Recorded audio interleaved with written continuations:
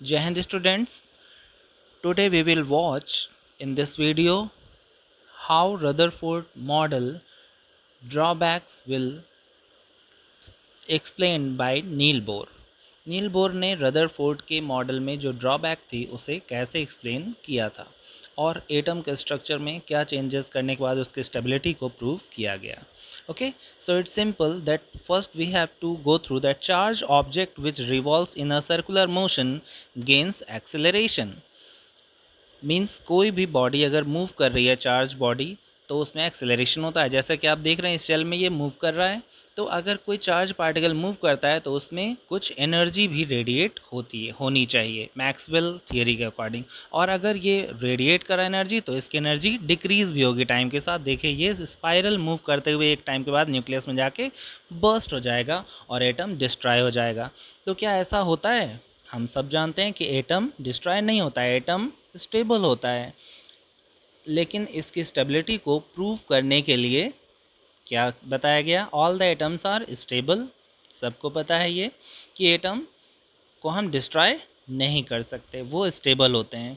यानी न्यूक्लियस के around shells में इलेक्ट्रॉन मूव करते हैं और वो स्टेबल होते हैं। इसे एक्सप्लेन किया नील बोर ने।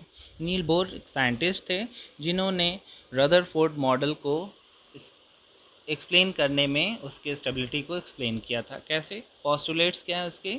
Only certain special orbits called discrete orbits of electrons are allowed inside the atom while revolving in these discrete orbits the electron do not radiate energy। यानी इन्होंने बताया कि एक फिक्स डिस्टेंस पर एक orbit में move करने से इलेक्ट्रॉन में एनर्जी रेडिएट नहीं होती, यानी उसकी एनर्जी कम नहीं होती, वो एनर्जी लूज़ नहीं करता, अपनी एक फिक्स एनर्जी के साथ वो फिक्स ऑर्बिट में मूव करता है। जैसा कि आप सोलर सिस्टम में जानते हैं कि सेंटर में क्या होता है? सन होता है और उसके चारों ओर बाकी के प्लैनेट्स क्या कर रहे हैं? घूमते रहते हैं, जैसा कि आप इस स्क्रीन पे देख पा रहे हैं।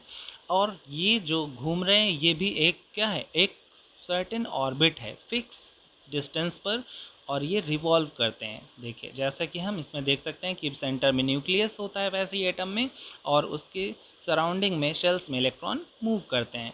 सेंटर में न्यूक्लियस रेड वाले इलेक्ट्रॉन्स हैं, और ये जो सर्कल दिख रहा है आपको वाइट, ये क्या होते हैं?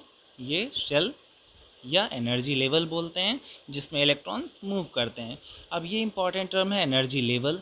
ये क्या होता है? इसे भी नील बोर ने एक्सप्लेन किया था। Electrons revolving in these orbit do not radiate energy, यानी उनमें से कोई एनर्जी रेडिएट नहीं होती, उनकी एनर्जी लूज नहीं होती। Energy level, each shell has got a defined energy level. हर शेल में एक डिफाइंड एनर्जी लेवल है, फिक्स है, और वो उसी स्पीड के साथ उस एनर्जी लेवल पे वो मूव करता रहता है, उसकी एनर्जी में कोई कमी नहीं आती। और इन शेल्स को अलग अलग नाम भी दिया गया। जो न्यूक्लियस के सबसे क्लोज होता है, first shell is K shell, second L, third M and fourth N shell. ये न्यूक्लियस के पास से के एल एम एन ऐसे स्टार्ट करते हैं। नंबर ऑफ द शेल्स, जब हम इनका नंबरिंग करते हैं तो बोलते हैं एन इजक्वल टू 1 के लिए, एन इजक्वल टू 2 एल के लिए, एन इजक्वल टू 3 एम और एन इजक्वल टू 4 एन के लिए। ये नंबर ऑफ शेल्स होते हैं। और हम स्टार्टिंग न्यूक्लियस के क्लोज जो शेल होता है उससे स्टार्टिंग करते हैं, 1 2 3 एंड 4। अब स्ट्रक्चर ऑफ एन एटम, इसमें सबसे पहले अब क्या बताया गया कि यहाँ सेंटर पे न्यूक्लियस होगा जिसमें प्रोटॉन एंड न्यूट्रॉन होते हैं, और उनके सराउंडिंग में शेल्स होते हैं, और वो शेल फिक्स होते हैं और उसमें इलेक्ट्रॉन्स मूव करते रहते हैं। इस तरह से इलेक्ट्रॉन और न्यूक्लियस की स्टेबिलिटी को डिफाइन किया गया। Thank you.